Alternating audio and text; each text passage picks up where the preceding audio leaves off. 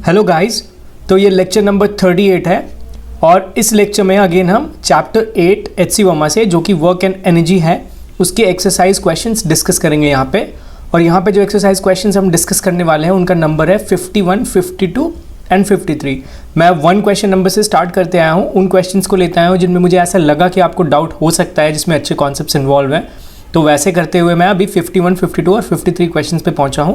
अभी आगे और कुछ क्वेश्चंस बाकी हैं क्योंकि इस चैप्टर में 64 नंबर क्वेश्चंस तक है एच.सी. वर्मा में एक्सरसाइज क्वेश्चन। उसके बाद हम कुछ कॉम्पिटिटिव एग्जामिनेशंस के क्वेश्चंस भी करेंगे इस चैप्टर से रिलेटेड। तो अभी ये चैप्टर में थोड़ी लेक्चर्स बाकी है गाइस। तो चलो अब क्वेश्चंस की ओर बढ़ते हैं। सबसे पहला क्वेश्चन नंबर 51 देखते हैं, जो कि क्वेश्चन नंबर 1 है इस वीडियो का। क्वेश्चन कुछ इस प्रकार से है कि one end of a spring of natural length h, मतलब ये जो स्प्रिंग है इसका एक एंड जो है फिक्स है ग्राउंड पे, यहाँ पे ये फिक्स है ग्राउंड पे, ऐसा गिवन है क्वेश्चन में। और जो दूसरा एंड है वो फ्लोटिंग है। फ्लोटिंग मतलब is allowed to slide on a horizontal rod fixed at a height h।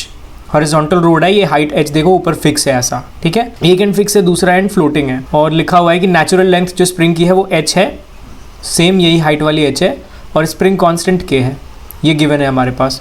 बोल रहा है initially the spring makes an angle of 37 degrees with the vertical. ये जो एंगल है दैट इज 37 डिग्रीज बना रहा है इनिशियली, ये जो स्प्रिंग है वो। When the system is release from rest, जब सिस्टम को रेस्ट से रिलीज किया गया, ये या इस कॉन्फ़िगरेशन से सिस्टम को रिलीज किया गया रेस्ट में। कह रहा find the speed of the ring when the spring becomes vertical. जब स्प्रिंग यहाँ पे आएगा कुछ ऐसा, तो हमें पता लगाना है कि कितनी स्पीड है इस रिंग की, ये रिंग कितने स्पीड से जा रहा है, दिस इज द क्वेश्चन। तो सबसे पहला तो मन में सवाल ये आएगा कि ये स्प्रिंग ऐसा इस तरफ जाएगा ही क्यों, ये रिंग इस तरफ क्यों जाएगा स्प्रिंग के साथ। तो इसका जवाब आपको ऐसे सोचना है, मतलब इसको ऐसे सोचना है कि देखो स्प्रिंग जो है उसकी नेचुरल लेंथ कितनी है, h है, ये गिवन है, ये वर्टिकल मतलब इस पोजीशन पे आएगा यहाँ पे। इसको पोजीशन B ले लूँ मैं, इसको A ले लूँ, तो जब पोजीशन B पे आएगा ये स्प्रिंग तब वो अपने नेचुरल लेंथ पे है, मतलब तब कोई भी फोर्स नहीं लगा रहा है स्प्रिंग। बट A पे है तब तो वो नेचुरल लेंथ पे नहीं है, तब एक्सटेंडेड है, मतलब स्प्रिंग क्या है अभी अपनी नेचुरल लेंथ से ज़्यादा है। तो क्या करेगा ये अपने नेचुरल लेंथ पे आने की कोशिश करेगा, जिसके कारण अकॉर्डिंग टू हुक्स लॉ ये फोर्स लगाएगा kx इस तरीके से इस डायरेक्शन में। और kx फोर्स लगाएगा, उसके दो कंपोनेंट होंगे, एक नीचे और एक लेफ्ट हैंड साइड में ऐसे। तो ये जो लेफ्ट हैंड साइड वाला कंपोनेंट है ये kx कॉस ऑफ थीटा बोल दूँ मैं, अगर इसको थीटा एज्यूम कर रहा हूँ तो ये वाले कंपोनेंट के कारण जो रिंग है वो इस तरफ मूव करेगा, ये वो वाला कंपोनेंट है। क्योंकि ये जो वर्टिकल कंपोनेंट है वो तो बेसिकली नॉर्मल के साथ इक्वल हो जाएगा, तो वहाँ पे ऐसा कुछ मोशन होगा नहीं वर्टिकल डायरेक्शन में। तो हॉरिजॉन्टल डायरेक्शन में जो हो रहा है ये फोर्स जो है kx cos थीटा, उसके कारण ही ये स्प्रिंग इस रिंग को इस तरफ मूव करवा रहा है। और तभी एक पॉइंट पे आने के बाद ये पॉइंट B पे आ जाएगा और वहाँ पे हमें बेसिकली वेलोसिटी निकालनी है इस रिंग की। तो ये तो मैं समझा दिया कि यहाँ पे आएगा क्यों है, बट इसको अप्रोच कैसे करोगे आप, यहाँ पे वेलोसिटी कैसे निकालोगे।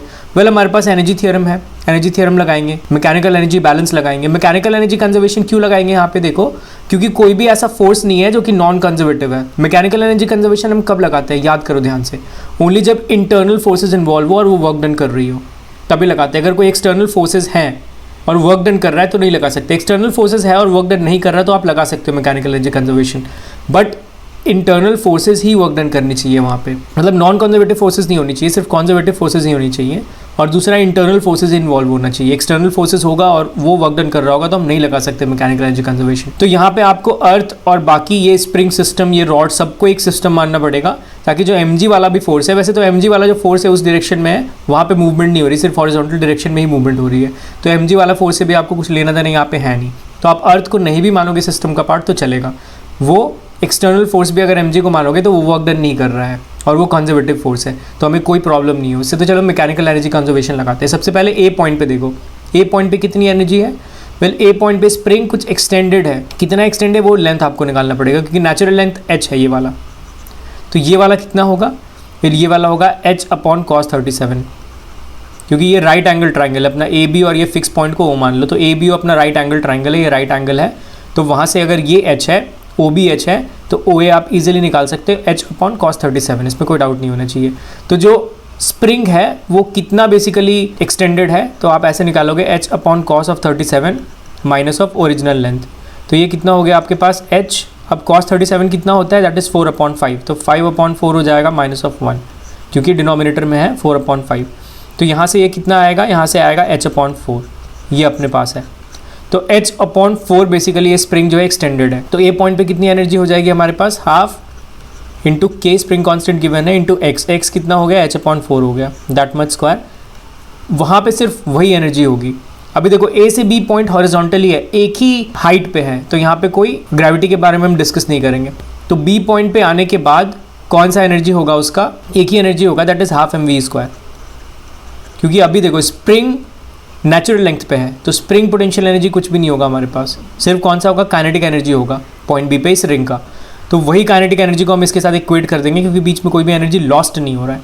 तो यहाँ से अगर आप निकालोगे तो v आपकी कितनी आएगी, k/m √ multiplied by h/4, that is equals to v।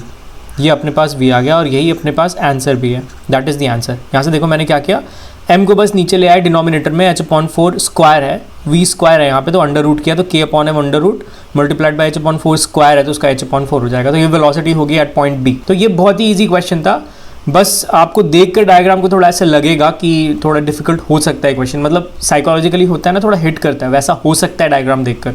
But अगर आप क्वेश्चन को पढ़ोगे तो बहुत ही इजी क्वेश्चन है ये, जस्ट आपको एनर्जी कंजर्वेशन लगाना है, ए पॉइंट पे बी पॉइंट पे, कोई ज़्यादा एनर्जीज भी इन्वॉल्व नहीं है यहाँ पे, बस स्प्रिंग एनर्जी है और एक स्प्रिंग पोटेंशियल एनर्जी और एक काइनेटिक एनर्जी, बस दो ही टाइप के हैं। और ए पॉइंट पे तो काइनेटिक एनर्जी भी नहीं है, वहाँ से जस्ट सिस्टम को छोड़ा गया है, तो वहाँ पे सिर्फ स्प्रिंग पोटेंशियल एनर्जी है, और बी पॉइंट पे स्प्रिंग पोटेंशियल एनर्जी नहीं है, सिर्फ वेलोसिटी है इस रिंग की। तो जस्ट आप स्मॉल एम मान लो, उस रिंग की जो मास है वो, वहाँ से आप इजीली कैलकुलेट कर सकते हो यहाँ की काइनेटिक एनर्जी, दोनों को इक्वेट कर दो, क्योंकि कहीं भी एनर्जी लॉस्ट नहीं हो रही, मैकेनिकल एनर्जी कंजर्वेशन लगा रहे हैं। और दूसरी ये स्प्रिंग की लेंथ यहाँ पे निकालनी है, तो ये राइट एंगल ट्रायंगल एज्यूम करके ये h आपको गिवन है, तो यहाँ से इजीली h/cos37 निकल जाएगा। तो वहाँ से हाफ के x² आप निकाल लोगे, यहाँ से हाफ mv² से इक्वेट कर दोगे, जस्ट वहाँ से भी निकल जाएगा। तो ये बहुत ही ईजी क्वेश्चन था। अभी चलो नेक्स्ट क्वेश्चन की ओर बढ़ते हैं। नेक्स्ट क्वेश्चन कुछ इस प्रकार से है कि figure shows a light rod of length l, light rod है जिसकी लेंथ l है, rigidly attach to a small heavy block at one end. ये स्मॉल हैवी ब्लॉक है, मास m मान लो, एक एंड पे है, and hook at the other end, ये बेसिकली हुक है, this is hook at the other end. The system is released from rest with the rod in horizontal position. यहाँ से ये जो है ये इनिशियल पोजीशन है basically, this is what, this is initial position. तो यहाँ से इसको रिलीज किया गया इस सिस्टम को, जहाँ पे एक स्मॉल ब्लॉक है जिसकी मास m है और रॉड है लेंथ l की और हुक है, यहाँ से इसको रिलीज किया गया। तो रिलीज करने के बाद ऑब्वियसली ये नीचे ऐसे आएगी, ये because of its weight, gravity के कारण। अभी कह रहे there is a smooth fixed ring at a depth h below. ये जो है यहाँ से यहाँ तक, ये बेसिकली h डेप्थ है। तो यहाँ से जब छोड़ा गया तो यहाँ पे एक स्मूथ रिंग है h डेप्थ पे, और वहाँ पे आके हुक ऐसे फंस गया यहाँ पे। उसके बाद ये कैसे ऐसे मोशन करेगा, इसमें तो कोई डाउट नहीं होनी चाहिए। And hook gets into the ring as it reaches there. What should be the minimum value of h so that the block moves in a complete circle about the ring. अभी इसकी जब motion ऐसे होगी यहाँ पे, hook उसके बाद ऐसे आएगा कुछ, उसके बाद हुक कुछ ऐसे यहाँ पे आएगा, फिर ऐसा कुछ ऊपर की तरफ जाएगा ये। तो कह रहा है कि इस सिस्टम को, मतलब रॉड, हुक और ये ब्लॉक को पूरे ही सर्कल में हमें मूव करवाना है, कंप्लीट सर्कल में मूव करवाना है। तो उसके लिए ये स्मॉल h हाइट कितनी होनी चाहिए, कहाँ से ड्रॉप होनी चाहिए ये सिस्टम, ताकि इस रिंग पे ऐसे फिक्स होके ये पूरा ऐसे एक सर्कल में रोटेट कर जाए ये पूरा सिस्टम। तो इसके लिए देखो फंडा बहुत ही सिंपल है, मैंने पहले भी ऐसे क्वेश्चंस करवाए हैं। आपको जब इसको पूरे कंप्लीट सर्कल में मूव करवाना है तो आपका एक थिंकिंग इस तरीके से होनी चाहिए कि आपको जस्ट ये यहाँ तक पहुँचाना है, यहाँ पे पहुँचा के उसको थोड़ी सी भी यहाँ पे वेलोसिटी होगी ऐसे, तो ये पूरे सर्कल में रोटेट कर जाएगा, इस पर कोई डाउट नहीं होनी चाहिए। तो आपका जस्ट जो टारगेट होना चाहिए वो यहाँ तक पहुँचाने का होना चाहिए। तो यहाँ तक पहुँचाने के लिए आपको क्या करना पड़ेगा, उतने हाइट से ड्रॉप करना पड़ेगा। तो कितनी हाइट होगी वही निकालना है। तो यहाँ पे जस्ट पहुँचाना है, यहाँ पे जस्ट इसकी वेलोसिटी कुछ होगी, मतलब वेलोसिटी आप यहाँ पे मान लो अप्रॉक्सीमेटली इक्वल टू 0 ले सकते हो यहाँ पे वेलोसिटी, मतलब यहाँ पे जस्ट आप पहुँचा दिए, यहाँ पे वेलोसिटी 0, थोड़ी भी वहाँ पे वेलोसिटी हुई तो पूरा ये रोटेट कर जाएगा। अब यहाँ पे मैं वेलोसिटी 0 क्यों बोल रहा हूँ, स्ट्रिंग के केस में नहीं बोलता था 0, बट यहाँ पे 0 बोल रहा हूँ क्योंकि अगेन ये जो रॉड है वो रिजिड है, ये एक्सप्लेन मैंने पिछले वीडियो में ही किया है। तो रिजिड रॉड है इसलिए मैं यहाँ पे वेलोसिटी को 0 मान ले रहा हूँ। यहाँ पे मैं सेंट्रीपिटल एक्सेलरेशन की ज़रूरत नहीं है, क्योंकि यहाँ पे कुछ ऐसा नहीं है जो स्लैक हो, जो कि ढीली हो जाए, यहाँ पे ऐसा कोई स्ट्रिंग इन्वॉल्व नहीं है, इसलिए यहाँ पे जस्ट आप वेलोसिटी 0 कर सकते हो। तो आपको यहाँ पे अगेन एनर्जी कंजर्वेशन लगाना है, अर्थ और ये सिस्टम को दोनों को ही आप एक सिस्टम मान लो ताकि इंटरनल फोर्सेस इन्वॉल्व हो। उसके बाद ये इनिशियल पोजीशन पे कितनी एनर्जी होगी, ये देखो लाइट रॉड है तो इसकी कोई मास नहीं है, यहाँ पे सिर्फ ये ब्लॉक है जिसकी मास मैंने m लिया हूँ। तो यहाँ से अगर मैं नीचे इस पॉइंट को 0 पोटेंशियल एनर्जी वाला लाइन समझूँ, दिस इज 0 पोटेंशियल एनर्जी, ये डेटा है अपना। तो यहाँ से ये हाइट कितना होगा, रॉड देखो रॉड कितना है, ये लेंथ l है रॉड का, ये गिवन है हमारे पास, और ये हाइट h है, ये गिवन है। तो यहाँ पे जो ये ब्लॉक है इसकी जो पोटेंशियल एनर्जी होगी वो होगी mg l plus of h, ये होगा अपने पास इनिशियल एनर्जी। और हमें पहुंचाना है यहाँ तक, इस पॉइंट तक पहुंचाना है, यहाँ पे वेलोसिटी ज़ीरो हो जाएगी। क्यों हो जाएगी? क्योंकि यहाँ तक आप पहुँचा दिए, जस्ट यहाँ तक आप पहुँचा दिए और वेलोसिटी ज़ीरो हो गई यहाँ पे, तो अप्रॉक्सीमेटली ज़ीरो हो गई, तो क्या होगा, वो पूरे सर्कल में रोटेट कर जाएगा। तो आपका जस्ट एक टारगेट है यहाँ तक पहुँचाना, इस मास को यहाँ तक पहुँचाना। यहाँ तक पहुँच गया तो उसके बाद ये थोड़ा भी आगे गया तो पूरा रोटेट हो जाएगा। इसलिए वेलोसिटी में अप्रॉक्सीमेटली इक्वल टू जीरो बोल रहा हूँ। एकदम हल्की सी वेलोसिटी होगी, पूरी जीरो नहीं होगी, बट उसको हम जीरो ही लेके चलेंगे, तब हमारी कैलकुलेशन सही से आएगी। तो यहाँ पे कितना होगा बेसिकली एनर्जी इस ब्लॉक का, ये अपना डेटम है, this is L and this is again L, same है, तो दैट इज़ 2L, तो mg इंटू 2L ये होगा हमारे पास। और पोटेंशियल एनर्जी इतना होगा, बट काइनेटिक एनर्जी तो जीरो ही होगा हमारे पास, क्योंकि यहाँ पे मैं बोल रहा हूँ वेलोसिटी जीरो है। तो यहाँ से आप इक्वेट करोगे, this mm and g cancelled out, तो L plus of h is equal to 2L हुआ। यहाँ से अपना h कितना आया, L आया, तो h कितना आया, L आया, दैट इज़ द आंसर। ये पूछ रहा है ना, what should be the minimum value of h so that the block moves in a complete circle about the ring. तो minimum value of h L के बराबर ही होगा, ये हमने यहाँ से निकाला। तो ये भी क्वेश्चन बहुत ही ईजी था, जस्ट आपको एनर्जी बैलेंस करना है, मैकेनिकल एनर्जी कंजर्वेशन लगाना है। तो आपको ये हमेशा माइंड में रखना पड़ेगा कि आप कब मैकेनिकल एनर्जी अप्लाई कर सकते हो, कब नहीं कर सकते हो, कब वर्क एनर्जी थ्योरम अप्लाई कर सकते हो, कब नहीं कर सकते हो। इसके लिए मैंने बहुत ही अच्छे से थ्योरी में भी पढ़ा है और क्वेश्चंस में भी डिस्कस करते हैं, तो आप फिर से एक बार देख लेना वहाँ पे अगर कोई भी डाउट है तो। और पिछले वाली वीडियो में देख लेना कि मैंने स्ट्रिंग और रॉड के बीच में क्या डिफरेंशिएशन किया है, मतलब क्यों दोनों के बीच में डिफरेंस है। मैं इसमें क्यों बोल रहा हूँ यहाँ पे वेलोसिटी जीरो हो जाएगी, बट स्ट्रिंग के केस में वहाँ पे आप जीरो नहीं ले सकते वेलोसिटी, तो उसका मैंने अच्छे से एक्सप्लेनेशन दिया है पिछली वीडियो में, तो आप वहाँ पे देख लो उसको। तो गाइज ये था, ये भी बहुत ही आसान सा क्वेश्चन है, बट आप अगेन डायग्राम देख के कन्फ्यूज मत हो जाना कि ये कैसा हो रहा है, ऐसा हुक दिया हुआ है, ऐसा एक रिंग दिया हुआ है, तो ये डायग्राम थोड़ा ऐसा है, बट क्वेश्चन बहुत ही ईजी है। तो h L के बराबर हो जाएगा, तब मिनिमम वैल्यू ऑफ h आपको मिल जाएगी, मतलब मिनिमम वैल्यू ऑफ h जो है दैट इज़ L है। उससे अगर आप ज़्यादा h लोगे तो ऑब्वियसली वो तो पूरे सर्कल में रोटेट करेगा ही करेगा, क्योंकि तब यहाँ पे वेलोसिटी जीरो नहीं होगी, कुछ और मैग्नीट्यूड होगी वेलोसिटी की, जैसे जैसे आप h को बढ़ाओगे L से ज़्यादा। मतलब if h is greater than L, तो जैसे जैसे h को बढ़ाओगे वैसे वैसे क्या होगा, इसकी वेलोसिटी यहाँ पे जीरो के अलावा बढ़ने लगेगी, ग्रेटर देन जीरो होने लगेगी वेलोसिटी, तो धीरे धीरे और भी ज़्यादा ही अच्छे से कंप्लीट सर्कल में मूव करने लगेगा। तो अभी चलो गाइस नेक्स्ट क्वेश्चन की ओर बढ़ते हैं। जो थर्ड एंड लास्ट क्वेश्चन है इस वीडियो का, वो है the bob of a pendulum at rest is given a sharp hit to impart a horizontal velocity of root under 10 GL। ऐसा कुछ है अपने पास, यहाँ पे कुछ ऐसा वेलोसिटी है that is root under 10 GL, यहाँ पे इम्पार्ट किया गया वेलोसिटी इस बॉब को। This is what, this is nothing but bob, pendulum है, simple pendulum. Well L is the length of the pendulum, L जो है that is length of the pendulum. Find the tension in the string when A the string horizontal. जब string ऐसे horizontal होगा तब हमें tension निकालना है सबसे पहले। दूसरे केस में the Bob is at its highest point, तब निकालना है टेंशन। और तीसरे केस में the string makes an angle of 60 degree with the upward vertical. तो सबसे पहले ए केस में देखते हैं, दिस इज द केस ए। यहाँ पे बेसिकली आपको फोर्सेस दिखाना है, ये बहुत ही सिंपल क्वेश्चन है। यहाँ पे फोर्स दिखाना है, this is mg, this is tension and this is, अगर आप उसी फ्रेम में हो तो आपको सेंट्रीफ्यूगल फोर्स दिखानी पड़ेगी, that is mv square upon L। This is what, this is centrifugal force. तो टेंशन यहाँ पे बेसिकली कितना होगा, that is equals to mv square upon L, that is the tension. ये अपने पास टेंशन है, यहाँ पे कुछ एक वेलोसिटी होगी, उस वेलोसिटी के कारण जो है ये सेंट्रीफ्यूगल फोर्स लग रहा है हमारे पास। तो अगेन यहाँ पे आप एनर्जी बैलेंस करो, इन दोनों केसेस के बीच में मैकेनिकल एनर्जी कंजर्वेशन लगाएंगे। यहाँ पे क्या है, सिर्फ वेलोसिटी है, अगर आप इसको डेटम मानोगे, this is what datum, zero potential energy यहाँ पे है, दिस इज डेटम। तो क्या होगा, half m into v square, v कितना है 10 GL, तो दैट इज स्क्वायर, तो 10 GL हो जाएगा, मतलब रूट अंडर 10 GL है वी, तो स्क्वायर करोगे तो 10 GL हो जाएगा, that is equals to what. यहाँ पे जो है कौन कौन सी एनर्जी है, एक तो पोटेंशियल एनर्जी है mg, h कितना होगा, दैट इज L, ये L है अपने पास, प्लस एक वेलोसिटी भी होगी that is half mv square, ये होगा अपने पास। तो mm तो आप कैंसिल कर सकते हो इजीली। 2 को क्या करता हूँ मैं, यहाँ से हटा के यहाँ पे मल्टीप्लाई कर देता हूँ, तो that is 10 GL is equal to 2 GL plus of v square है अपने पास। v कितना है, वेल यहाँ पे आप v स्क्वायर को L और m के टर्म्स में लिख सकते हो, ऐसा TL upon m, that is v square. तो इसको जब सॉल्व करोगे आप, तो यहाँ से आपकी टेंशन निकल जाएगी। मतलब एक ही बात है, यहाँ तो आप यहाँ से वी स्क्वायर निकाल लो और वहाँ पे पुट कर दो, या यहाँ पे वी स्क्वायर को पुट करो, यहाँ से टेंशन निकालो। तो मैं ऐसे भी कर सकता हूँ, वैसे भी कर सकता हूँ। तो वैसे करोगे तो देखो यहाँ पे जस्ट आपका ये नहीं बल्कि वी स्क्वायर है आपके पास, वी स्क्वायर है ये, तो यहाँ से वी स्क्वायर कितना आ गया 10 GL minus of 2 GL, that is 8 GL। 8 GL आपके आ गए वी स्क्वायर, उसको यहाँ पे पुट कर दो, तो टेंशन कितना हो जाएगा m into 8 GL upon L, LL cancel हो गया, तो टेंशन कितना है 8 mg, 8 mg टेंशन आया, दैट इज़ द आंसर। ये फर्स्ट पार्ट का आंसर है, ए पार्ट का। जब स्ट्रिंग हॉरिजॉन्टल हो जाएगा तो जो टेंशन होगा वो 8 mg होगा। अभी सेकंड पार्ट में देखते हैं। सेकंड पार्ट में पूछ रहा है when the Bob is at its highest point. अभी जो सेकंड पार्ट में है वो बॉब यहाँ पे है और यहाँ पे अगेन जो वेलोसिटी है दैट इज़ √10 और अगेन यहाँ पे जो पोटेंशियल एनर्जी है वो जीरो मान रहा हूँ मैं, this is zero potential energy. तो यहाँ पे बेसिकली सबसे पहले फोर्सेस कौन कौन इन्वॉल्व होंगे, टी, अभी यहाँ पे mg भी होगा इस डायरेक्शन में और अगेन ये सेंट्रीफ्यूगल फोर्स उसी फ्रेम ऑफ रेफरेंस पे हूँ मैं, तो दैट इज mv²/L बोल दो यहाँ पे। तो अगेन यहाँ पे एनर्जी कितना होगा इनिशियल पॉइंट पे, half mv² kinetic energy, v पता है √10 तो दिस इज जस्ट 10 स्क्वायर करने के बाद उसके बाद ये जो पॉइंट है मैं B लेता हूँ इसको, दिस इज ए पॉइंट। तो पॉइंट B पे कितना होगा, पॉइंट B पे बेसिकली आपकी दोनों होगी हाफ mv² प्लस mgh। तो mgh अभी कितना होगा यहाँ से 2L होगा, दैट इज 2L।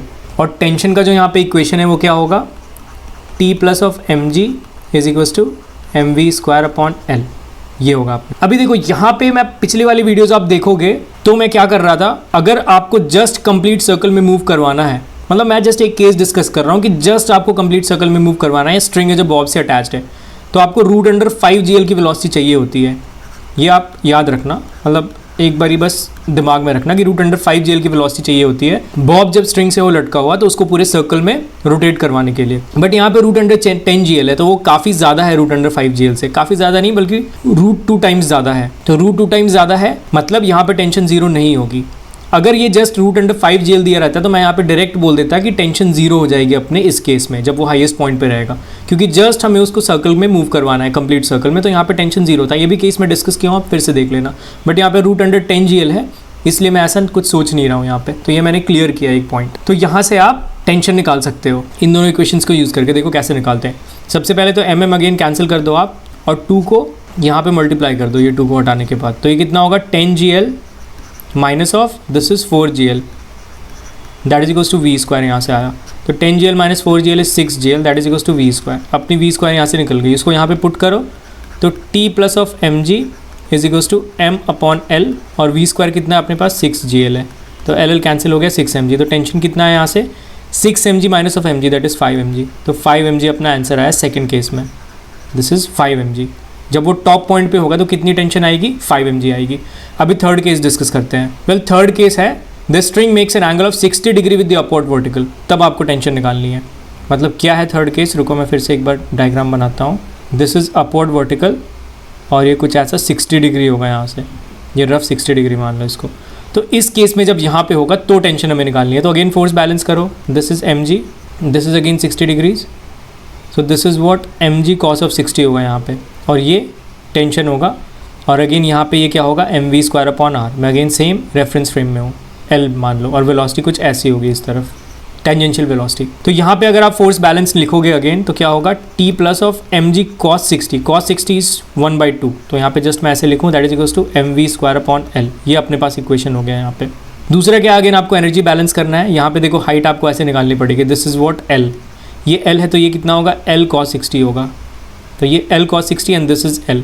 अगेन ये वाला कितना है, जीरो पोटेंशियल एनर्जी वाला लाइन है। इनिशियल वेलोसिटी कितनी है, √10gl है। तो अगेन आप एनर्जी बैलेंस लिखो यहाँ पे, तो half into m into v² that is 10gl that is equals to यहाँ पे कितना होगा, एक हाफ mv² होगा प्लस mg इंटू h कितना है अभी, this L plus of L cos 60, cos 60 is 1/2, so L plus of L/2 that is 3L/2। मैं डायरेक्ट लिख रहा हूँ, देखो L cos 60 means cos 60 is 1/2, so L plus of this is L/2 that is 3L/2। यहाँ से mm cancel होगा, again आप 2 को यहाँ पे कैंसिल कर सकते हो सबसे, तो कितना होगा 10gl minus of 3gl that is equals to v²। ये हुआ अपने पास, तो v² कितना है अपने पास, वेल 7gl आया। 7gl is basically our v² in this case. So यहाँ पे आप उसको पुट करो t plus of mg/2 that is equals to m/L, v² कितना है 7gl, तो ये कैंसिल आउट हो गया। t कितना आया 7mg minus of 0.5 mg that is what 6.5 mg आया अपने पास टेंशन इस केस में, थर्ड केस में। So this is the answer for the third case, जब वो 60 डिग्री एंगल पे होगा विद वर्टिकल। तो ये गाइस था थर्ड क्वेश्चन, जो कि काफ़ी इजी था, जस्ट आपको फॉलो करना था एज पर द क्वेश्चन। आपको देखना था इनिशियल वेलोसिटी कितनी है वहाँ पे जो इम्पार्ट की जा रही है, फिर अलग अलग केसेस को आपको ध्यान से देखकर एनर्जी बैलेंस जस्ट करनी थी। एनर्जी बैलेंस और फोर्स बैलेंस, दो चीज़ों का कमाल था इस क्वेश्चन में गाइस। तो ये गाइस ये 3 बेहतरीन क्वेश्चंस थे इस वीडियो के। नेक्स्ट वीडियोस में हम और भी अच्छे क्वेश्चंस के साथ आएंगे, क्योंकि अभी क्वेश्चंस की डिफिकल्टी लेवल थोड़ी बढ़ रही है, तो आपको थोड़े ध्यान से देखने पड़ेंगे। पहले खुद अटेम्प्ट करना, बाद में मेरे सॉल्यूशंस को देखना गाइस। तो ऐसे आपकी कॉन्फिडेंस बिल्डअप होगी। और इनफैक्ट आपको फर्स्ट टाइम में नहीं बने तो आप एक बार मेरी सॉल्यूशन देखना, फिर थोड़े टाइम के बाद आप फिर से अटेम्प्ट करना उसको। तो ऐसे में क्या होगा, अगेन आपकी कॉन्फिडेंस बूस्ट होगी गाइस। तो और भी ढेर सारे क्वेश्चंस आप प्रैक्टिस करते रहो इस चैप्टर से रिलेटेड। मिलते हैं नेक्स्ट वीडियो में, तब तक के लिए बाय एंड टेक केयर।